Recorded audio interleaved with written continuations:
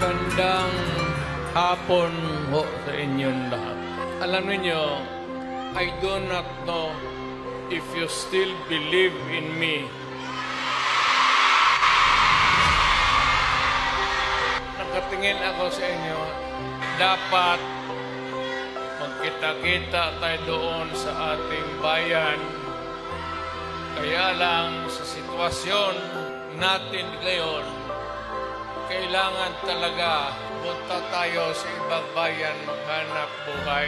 Pero sa akin, the fact that malayo kayo sa pamilya ninyo, dama ko yung lungkot at alam ko yan. Kasi ganoon rin ako noon.